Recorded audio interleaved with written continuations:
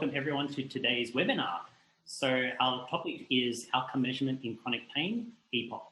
So my name is Carlos Bello and I'm the team leader of the pain management service of Eastern Health, and I'm joined here with other Eastern Health staff members. So this webinar is a 2 to 3 part series, building one on top of each other, about ePPOC and outcome measurement in chronic pain. So this session will be a what's in it for you.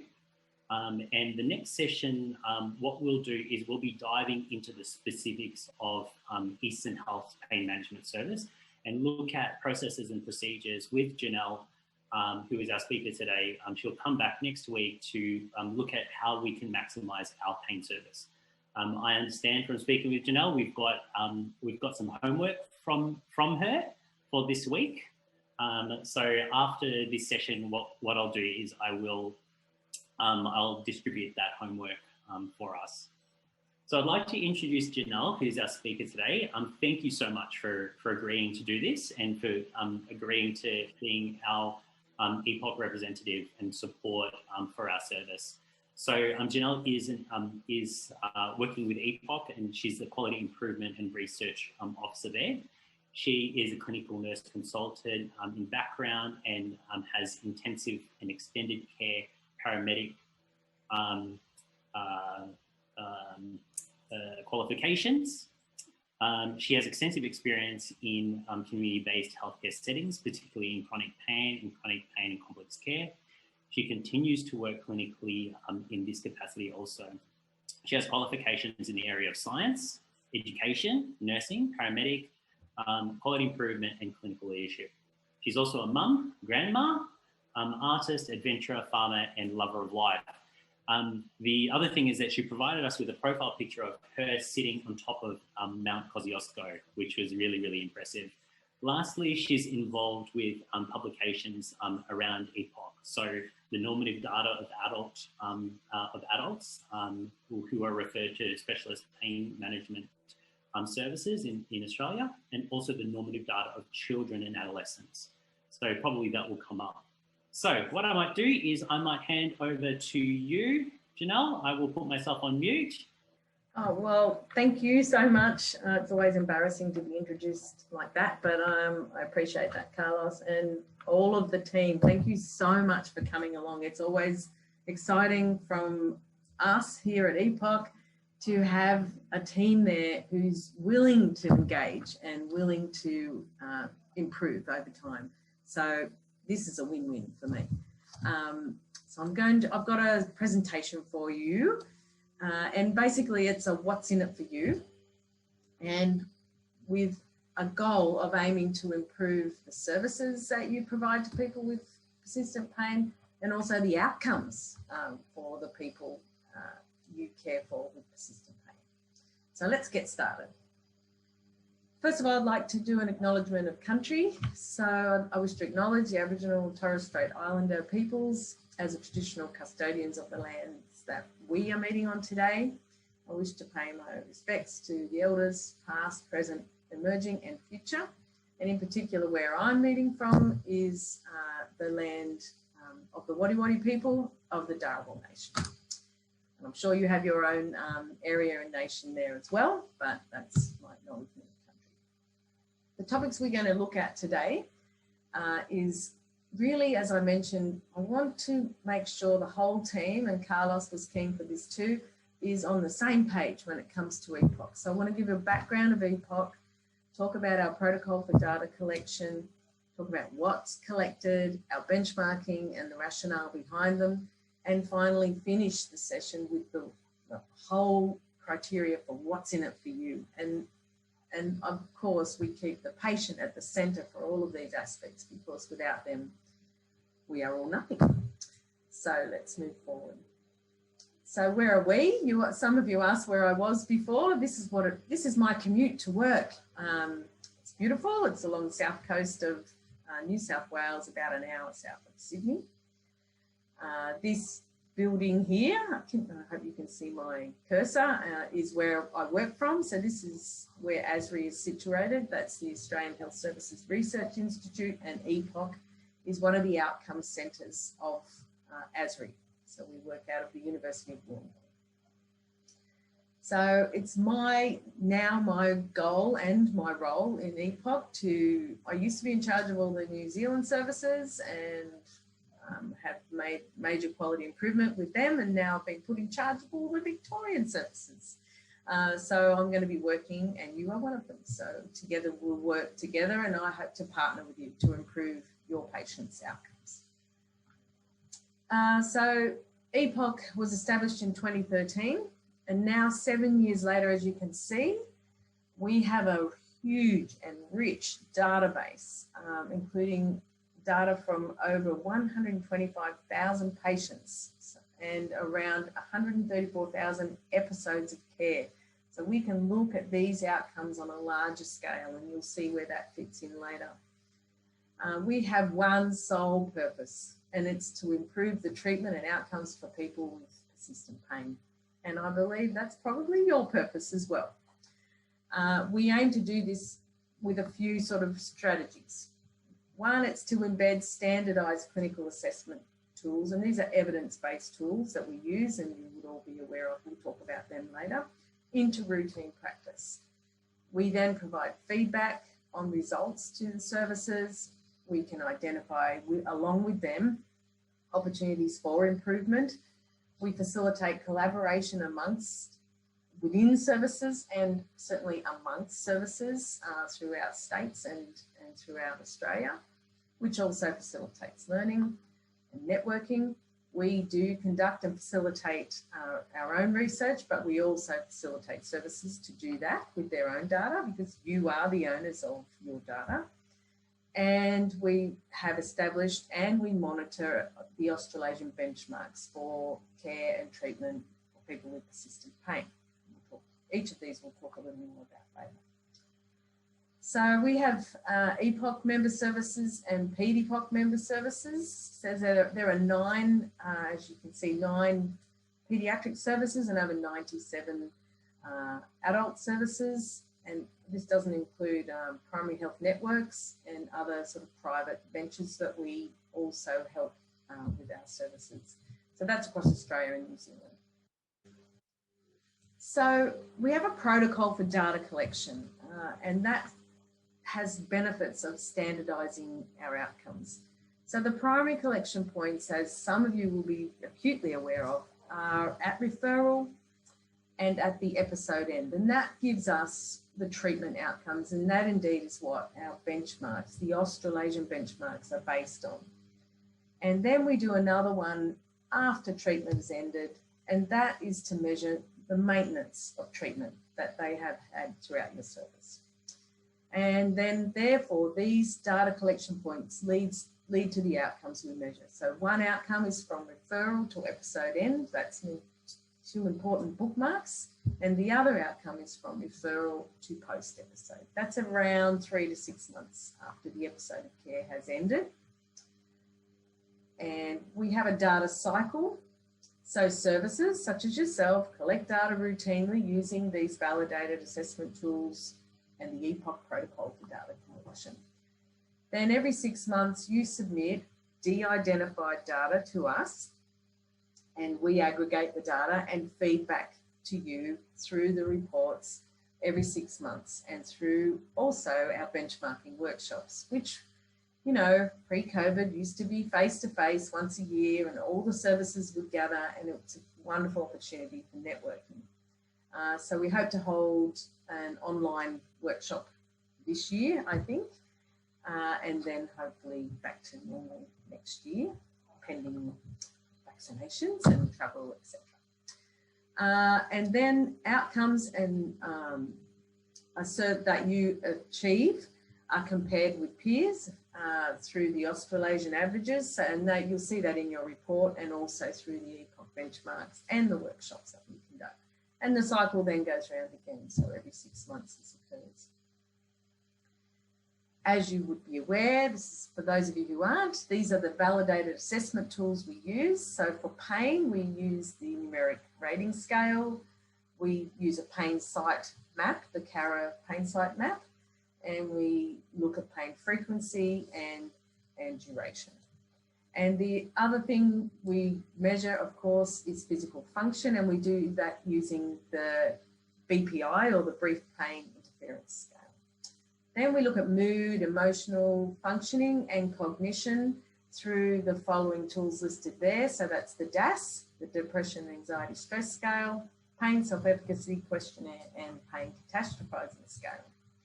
When it comes to medication use, we ask patients to list their medications, and then services are asked in the office use only section of Epicenter to record major drugs that patients are using.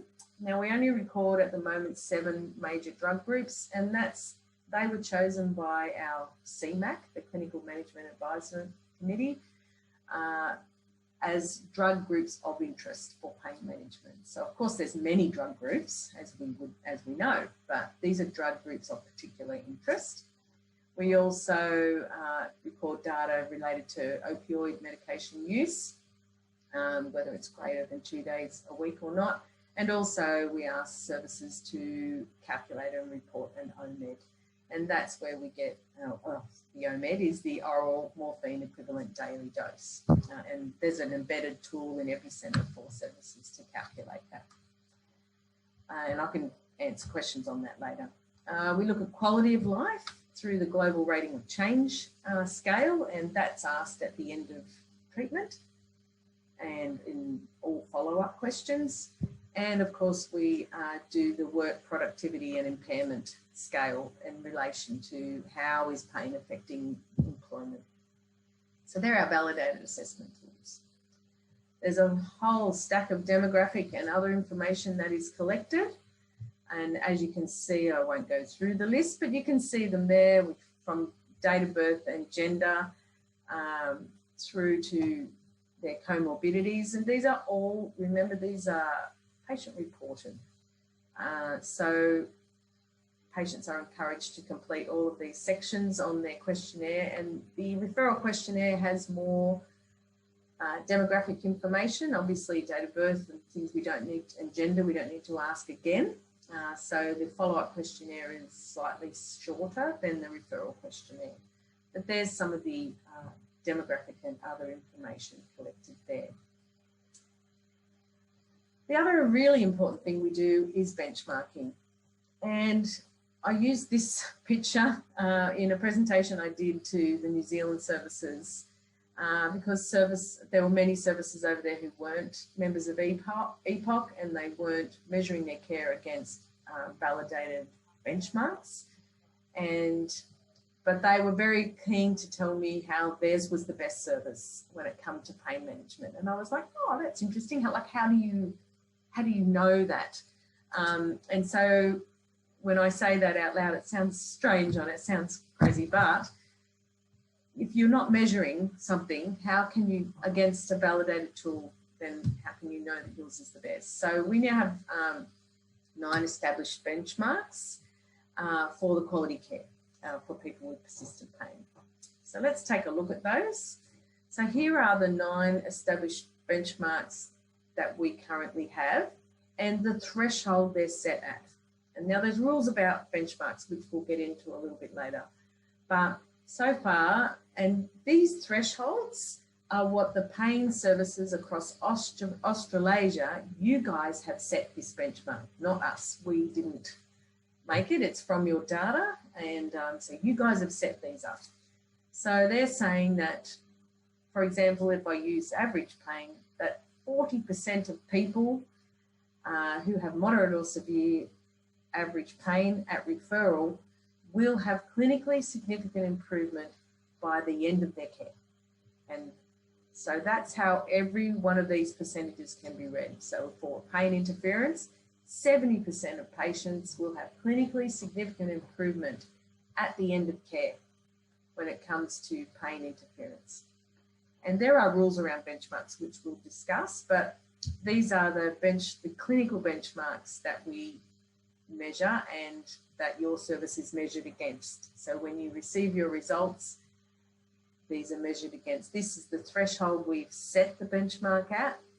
They're amenable and they're changeable and they're dynamic, and the services themselves are the ones that change the benchmarks.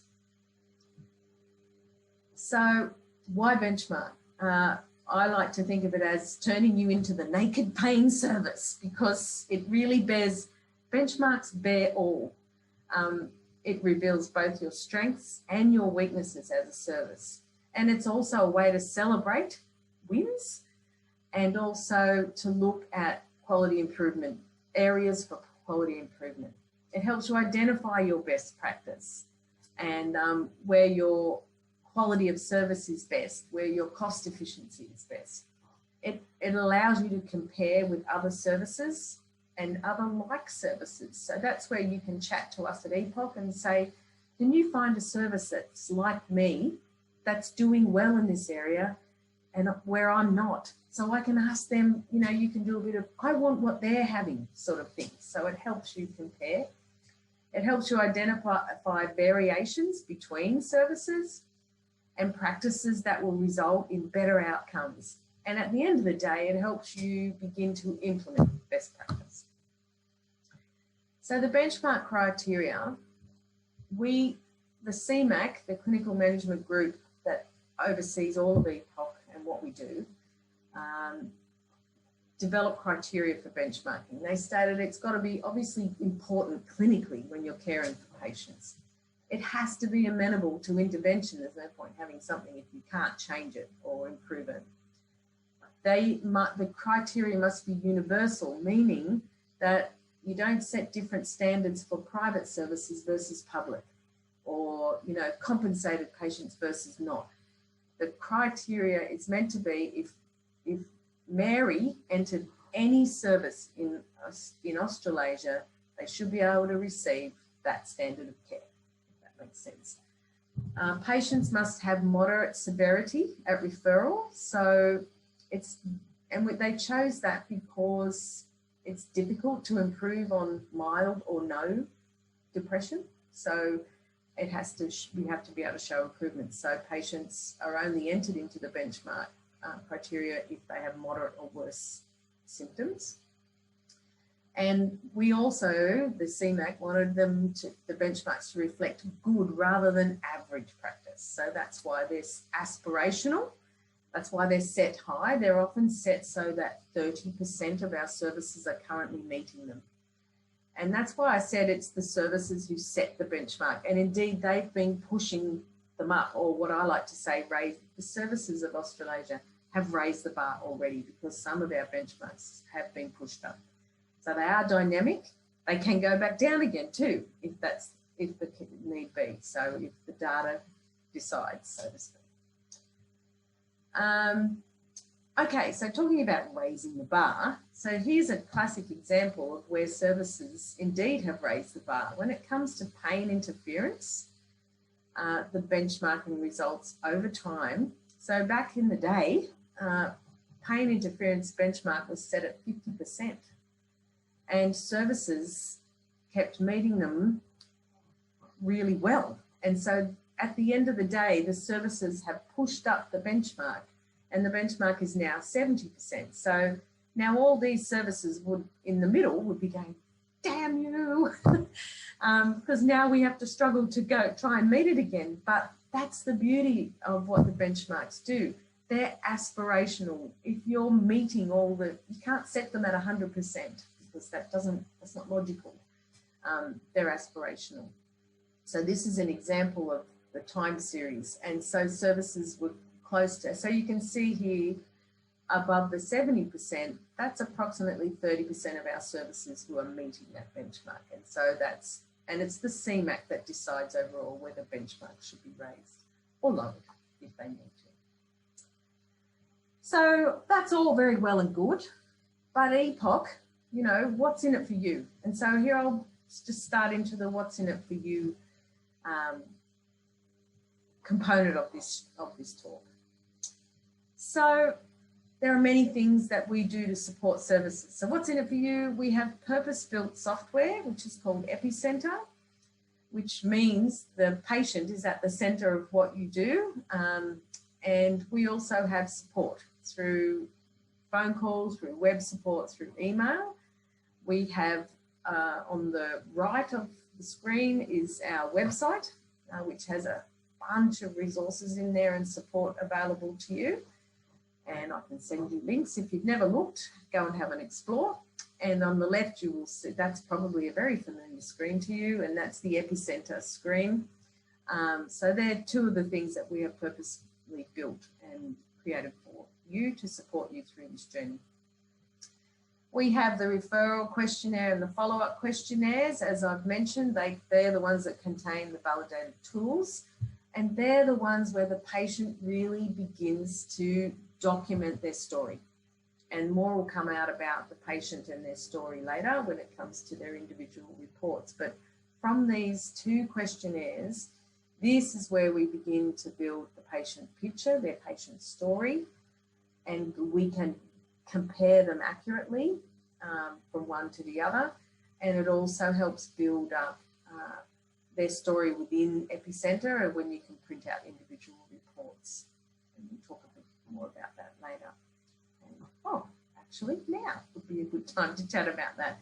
So I'm going to break into hopefully the audio is working. I'm going to show you a video. So what I'm about to show you again this is what's in it for patients and clinicians. This is a win-win for the patient and you.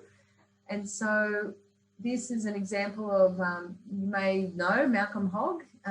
He's from Royal Melbourne Hospital. He created this video because he is really excited about the individual report. Now, the individual report is something you can print out straight away from Epicenter.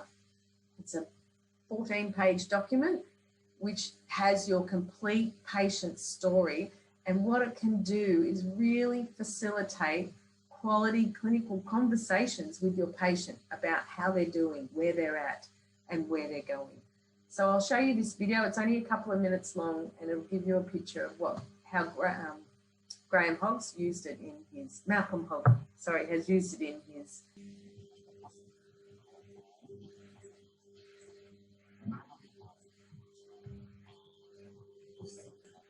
Malcolm's providing feedback to a patient. I'll talk you through it. And this is him showing them their report. And he's discussing here how she's had changes in the assessment tool. And he's been able to say, look, it hasn't taken your pain away totally, but it has indeed, you've had major improvements in this area. And he's in particular talking about all the areas of the BPI as far as interference goes and how she's had really good improvements in mood, etc. Then he talks about the depression, anxiety, stress scale.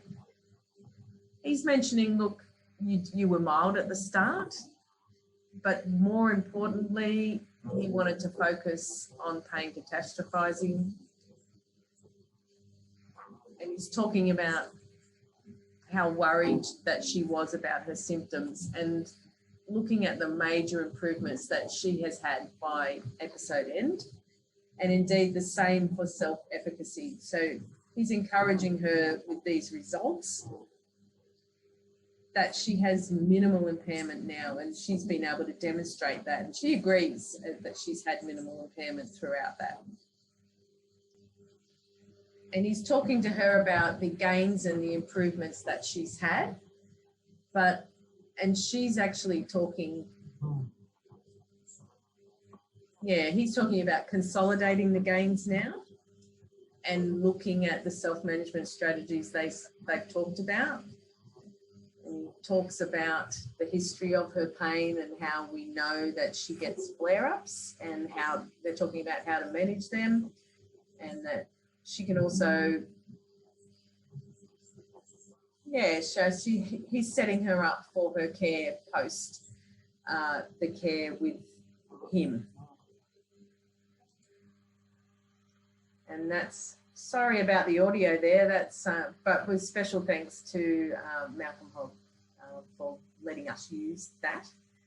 I'll just close that one down. Sorry about the audio. I will send that video through to all of you so you can have a look at it, and as a team, obviously it's not for sharing, but to have a look at as a team, to look at how, but the key thing there for Malcolm, was that the benefit of using this, use this, it's a instantly printable tool from Epicenter. As soon as you receive the results from a questionnaire electronically, you can print this out instantly and use this as a really good clinical discussion with your patient.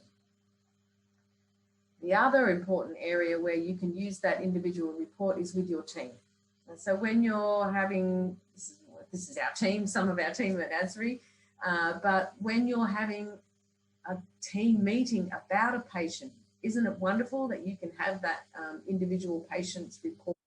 It really brings the patient to the center of what you're talking about. Everyone can be looking at the results and the team can network and manage the next level of care for that patient. So that individual report is a real benefit because it's the patient's, it's part of the patient's story that can be right there in front of your team members for good quality clinical conversations. So some of the things, and this is part of what the individual report involves. This is a fake patient, but it has everything in there. It has everything that they record on their questionnaire. It is presented to you as the pain service. And every result they have, so if you go to Maggie May, for example, and you want to look at her print off an individual report, it will show all the results that, I mean, look, Maggie May has had the best care ever, as you can see over here when it comes to pain severity and interference. You can see all of her results from her referral questionnaire to the pathway end, and it will tell you, and it will list all the questionnaires and show all of their results. As I said, it's 14 pages long. It's very detailed, but it gives you a really useful graph. You can also download and export all of these graphs separately. If you didn't want to show a patient an entire report, but wanted to focus on certain areas, you can show them, you can export certain areas and show them as well. So what's in it for pain services? So the wonderful patient that contributes their data is what we use to create your patient outcomes annual report and also your mid-year report. So what you see in front of you is the Enterprise One. We have a fake service, but it's made up of real data that's been mixed up that the services submit every year. And it allows us to provide an example. But it allows you to report, reflect on what you've done over the year. And of course, it provides the information on the benchmarking, as I've already discussed. And together, if you choose to work with us at ePPOC, we go through the good, the bad, and the ugly together, because our goal is the same as yours. We want to improve patient care. So it's a win-win. So the cycle we use for quality improvement goes a little like this. We get the benchmarks to discern what best practice looks like, okay? So then we get you to meet as a team. You might choose an area that you want to focus on for your next report. So we work together with you to how you can focus on and improve that area. Then you compare your benchmark again. You just discover what other people are doing. So that's where we can match you up with another service, or at the benchmarking workshops, you can link up to another service and start working out what are the best practices that result in superior outcomes. Then you can explore what you can do with your service and all the constraints and what you have before you. You can start implementing those things into your service delivery. You can start making practice changes. And again, you start measuring, and then the cycle continues. That's your classic, PDSA quality improvement cycle.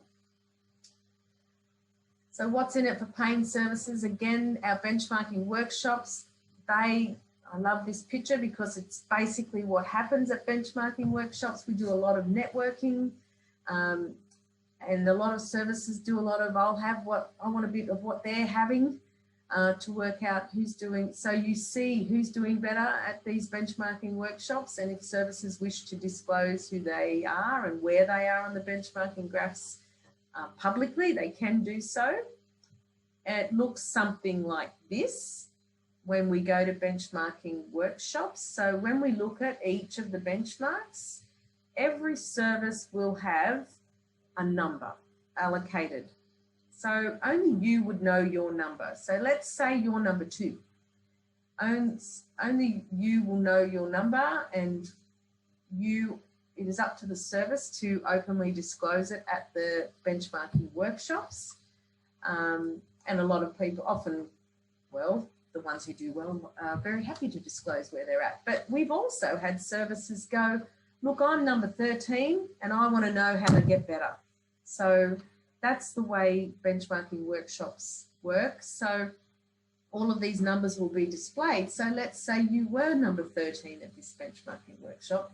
You will be able to contact me, someone at ePPOC, and say, I want to be matched up with number 2. Can you ask? And so because we value privacy and that's part of our policy, I will contact service number 2 and say, would you mind meeting up? And they would say, 100% of the time they say, yeah, we're happy to meet. And then I connect you two with their permission.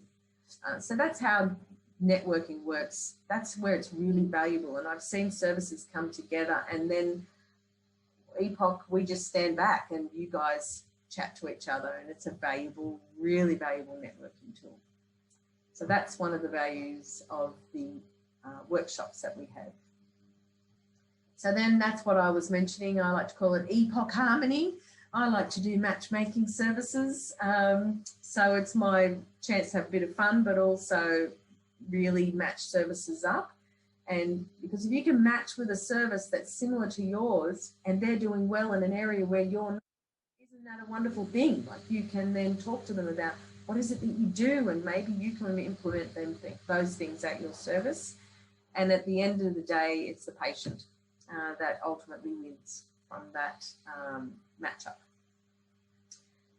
So again, what's in it for services as well is research. So you may or may not know, in Epicenter, you can do your own custom abstract, which is highlighted with the red square there, the red rectangle.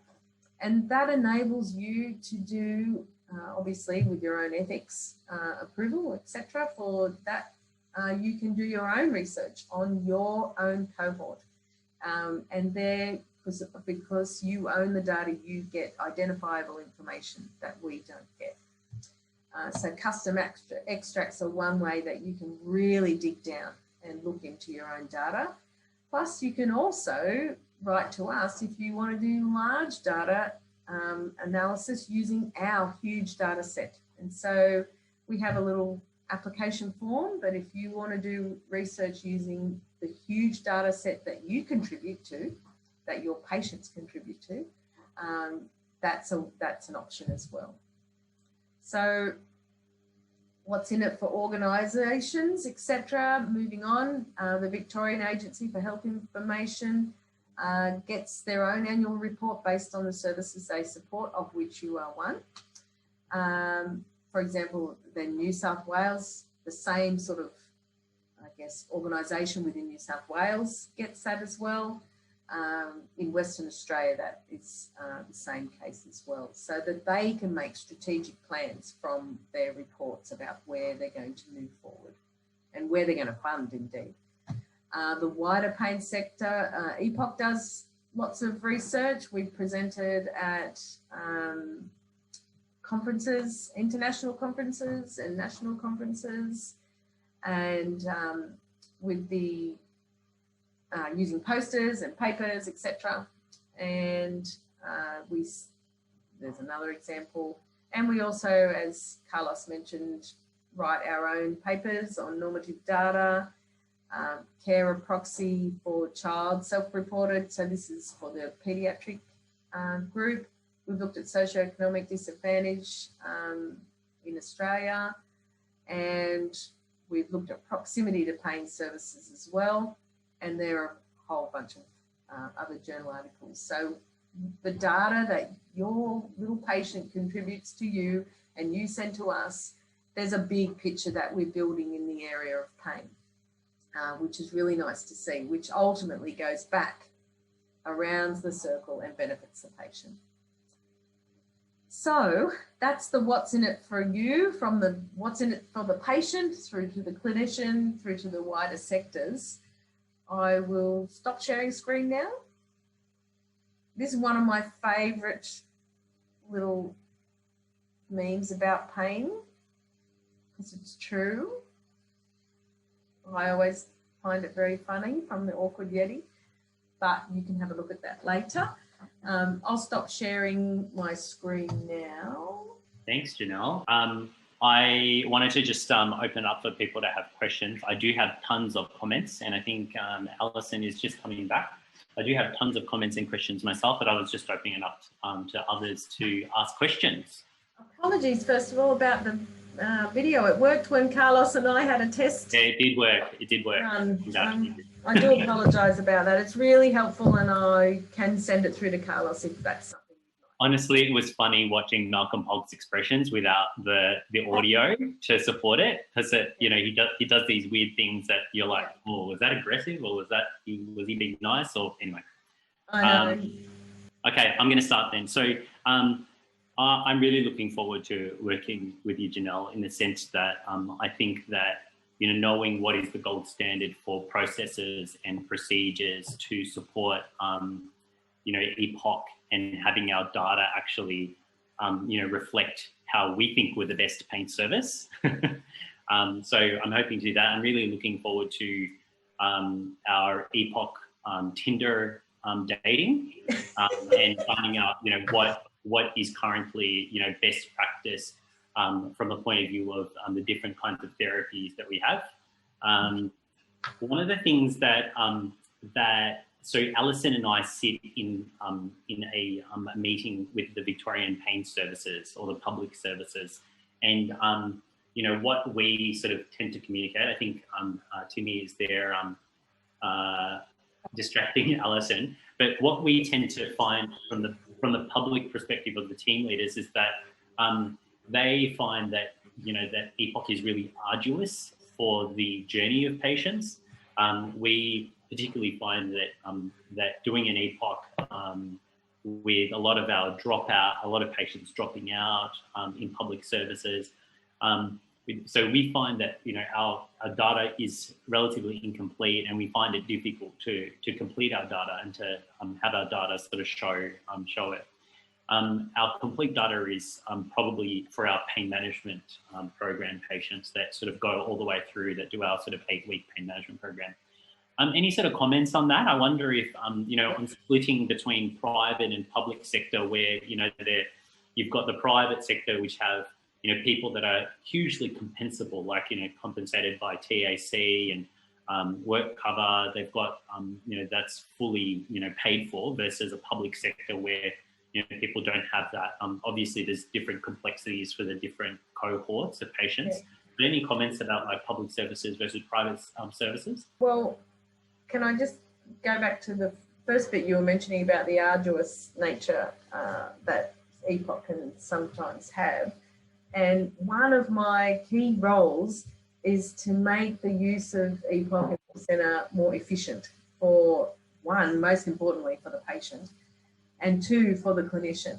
And so there are key things around that, which is what the next meeting, I've got a lot of stuff in the next meeting related to that, but there are ways that we can make it less arduous for the patient. Yes, they're going to have to complete certain questionnaires, but there are many services that give patients unnecessary questionnaires, such as ad hoc questionnaires or patient review questionnaires, when they're not clinically relevant. And look, I get it. As a clinician, there are times when you might notice a change in your patient, whether it be mood or physical symptoms, and you might go, wow, this visit, you seem really different.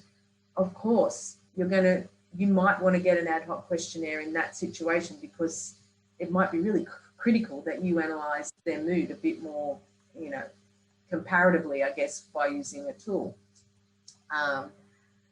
That's a good time. But if you just like, oh, I haven't seen Bob for a while, I think I'll get him to do a questionnaire, that's a time when, for the patient, we don't want it to be an unnecessary burden on them. So we try and reduce unnecessary questionnaire requests and keep them purely in the ePPOC sort of protocol, unless, of course, as mentioned, you see in your patient a clinical change and you want to validate that with a tool. That's when it can become an important thing.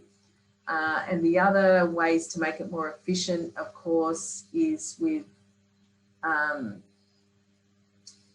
with the way you enter, for example, service event data and other parts of data that rather than entering it all the time, you can enter those things in bulk at the end of care when the patient's finished.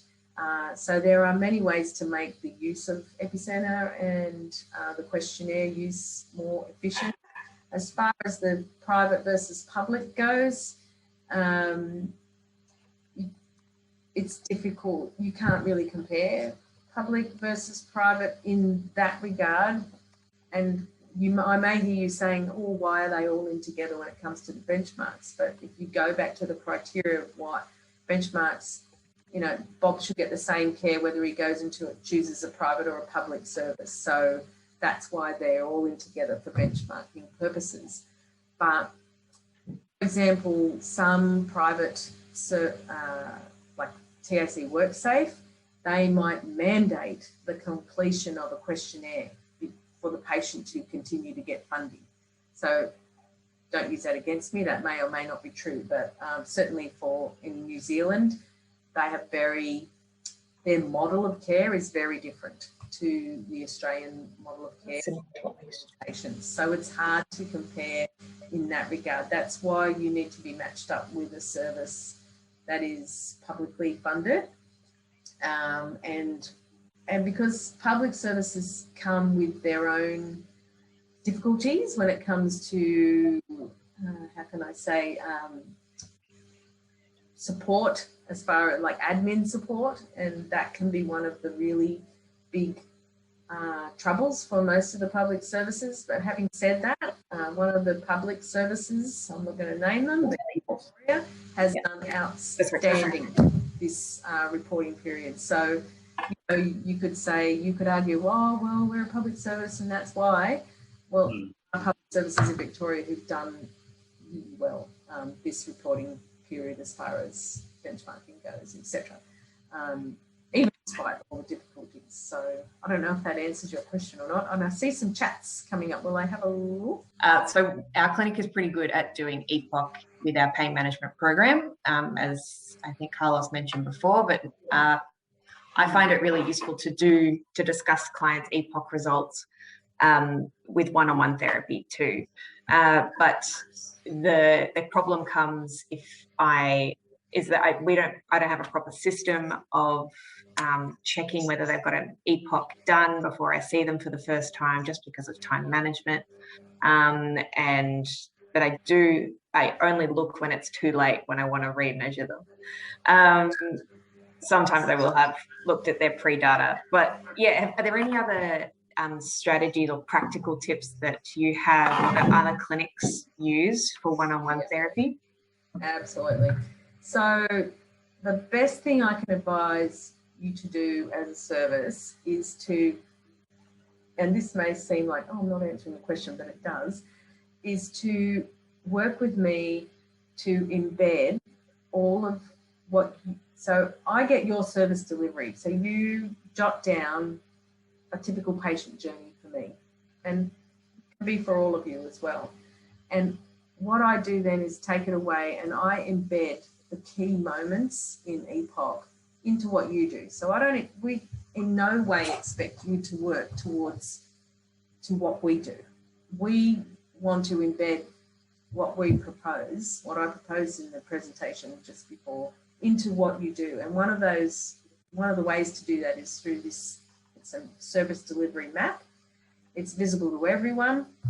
And that way everyone's on the same page, everyone's following it as they go, and opportunities aren't missed when it comes to getting questionnaires. And the only way you can do that, I think, Eddie, is to, as far as checking, is to add that really into your time management. Yeah. And it's very easy to check in Epicenter. I can get it up if you like and show you, but in Epicenter on the questionnaires page, you can even use the color coding to check that it's been, Yeah. it's really easy thing. But if we do that embedding, we can put that in there. And, Yep. you know, if you have, I'm not even sure about your team, if you have really good admin support, that can be something that they can notify clinicians of as well. Who's pointing at Jessie? Yeah, okay, Jessie. So that's something that we could work together. Admin. I'll add help. Well, I mean, I can work with all members of the team, and that's part of that service delivery map and moments where other team members need to be notified. And some, for example, in some services, the admin team will, once they've received a questionnaire, they will print out the patient report and put it in the clinician's pigeonhole, for example. So that's one example from one service. And there's many other examples, but I think it might be best for me to understand better, and that on the next meeting when we chat, I imagine, how your service, what a typical journey is of a patient. And looking at the other question, so it says, do other clinics avoid entering referral data until there is a second? No, never. It's all services. I mean, the referral questionnaire is one of the most important questionnaires, really, as far as if you, one, of course, for you guys, for the patient to get a picture of what they're like at referral, it's brilliant. But on the other hand, it's also the important, sort of one important bookend of the first outcome. And if you avoid entering the referral data until you get the second point, then you've missed out on that valuable triaging tool that you can have from a referral questionnaire. So the cost of ePPOC to be a member is around, from memory, it's just over $5,000 a year, which if you embed it into a weekly fee, it's not that much.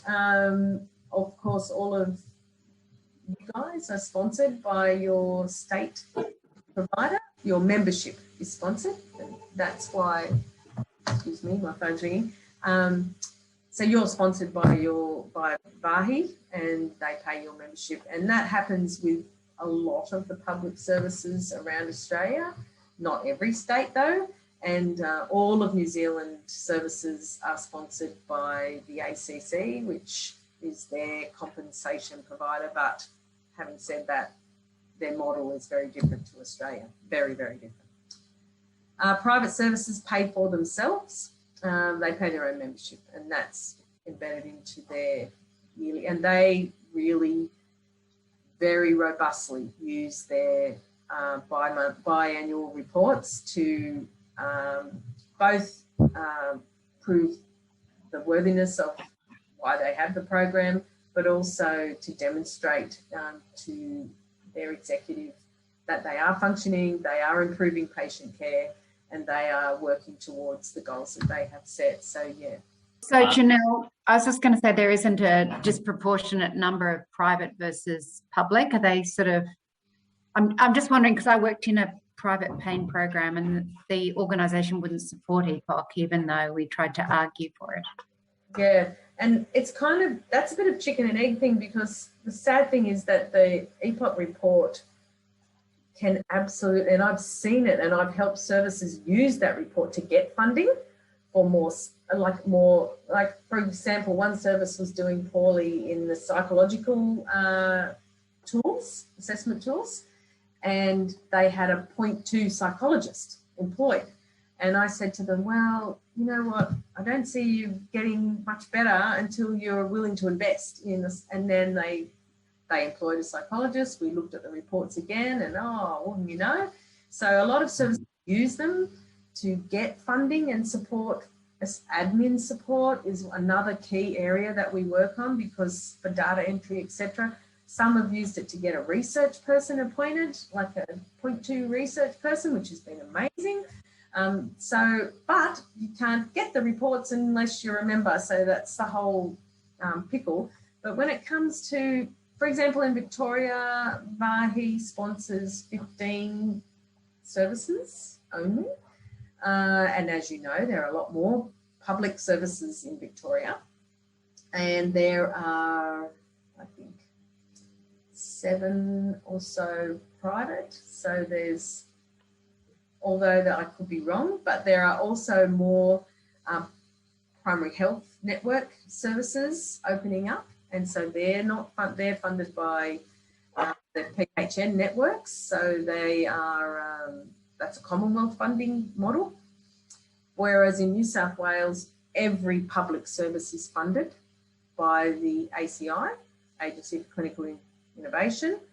And there are limited private services in New South Wales. It's nearly all public. So every state, as you can imagine, has a very, very different mix. Such a pity that there isn't, one rule for all across Australia. Yeah, which is why we as ePPOC are using this increasingly growing data set as our carrot, if you like. And we are lobbying the Commonwealth all the time to get them on board and say, what are you doing? And in fact, the pain plan is running out in 2021, as you would all know. And we are lobbying hard and we are often asked to put in, the minister only ever wants infographics. They don't want to have to read all. Can't have them, reading about all of this stuff. So we're often asked to produce infographics for reports that go through to the health minister. So we are advocating using the data that you guys are submitting to us, which is great. I just wanted to make a final comment before we sort of have to wrap up. I guess from the point of view of like a normal physio, like a normal physio in our patients, the kinds of outcome measures that we choose to use are things like the lower extremity functional scale or the Quebec back pain. And I think that one of the things that when I first learned about ePPOC was really fantastic in the sense that there is a large amount of data saying that large amount of research saying that things like someone's depression, anxiety, stress, their catastrophization is more of a function, more directly correlated than any other thing for people with persistent pain. So things like MRIs are not a direct correlate for somebody's condition, pain and disability, whereas things like depression is the strongest correlation. So I really like that ePPOC has chosen these specific outcome measures because they are, if you improve them, it is a function of, a person really improving in their life. Yeah. I think what I've seen, which is a bit of a pitfall with outcome measures or PROMs, is that that clinicians can tend to use them like, it's like the tail wagging the dog. So I'm not sure, your sort of face lit up a little bit there, Janelle, but I think sometimes what clinicians will tend to do is they'll interact with the ePPOC or with an outcome measure rather than actually go, this is the outcome measure. And then there's the thinking of like, how is the patient's clinical presentation, how does that fit in with the outcome measure? And how am I going to push this outcome measure by pushing the patient's clinical presentation? So I just wanted to sort of like mention that because it's something that's really important for me in my work. But I want to just absolutely thank you so much for your generosity for coming, and I will make sure to send out the homework. I've also got something to send to you, Janelle, which is our typical patient journey map. Excellent. So then you can kind of know a little bit about that. Thanks everyone for having me. I've done an analysis of your report. Please know that it is from my perspective. Don't be offended. It's just raw. It's the naked pain service. I'm just going to say it like it is, and then but I want to work with you. And so don't just read it as it is. And this is coming from my perspective, and I don't know how your service works or the struggles you've had over the last year. So. Oh yeah. And that's probably like all through the state. There's a lot of pain services that have really been struggling because of COVID and yeah, exactly. Yeah. Often Okay. with a lot of services, we've said, well, let's let 2020 go through to the keeper and start fresh. So Janelle, I'm sort of the conduit to sending it up to Eastern Health to my program directors and whatnot. And when we get your report, and thank you very much for that, we need to just do a very quick summary for people who don't know what it is. And is that something that you are happy to help with as well? Because your summary is a bit more involved. Oh, yeah. So And just always, how to pitch it perfectly to the people who don't really know what it is, but need to know in order to continue to provide the support for our pain team. so the report does come in a suite. So you'll have the very detailed report. It's about 60 pages, but you also have a really good dashboard, which Yeah. gives So I've seen that, but then you still need to interpret that. What does that actually mean for our service? And I suppose that's only us. Oh, yes, I can give you a that. summary. I'll send that through to Carlos and he might pick the things from that. So at the end of my analysis, I always do a future focus because I want it to be about a positive steps for moving forward, not dwelling on the past. So there are a number of points I've put in the focus section there that might help as far as where to from here, if that's helpful. Otherwise, I can give you an abbreviated version of what I do, if you like, as well, if that would be helpful for you. No, that'd be good. I'm even at first base still. I don't have the log on details, so I haven't actually seen the 2020 annual report yet. Oh, okay, no worries.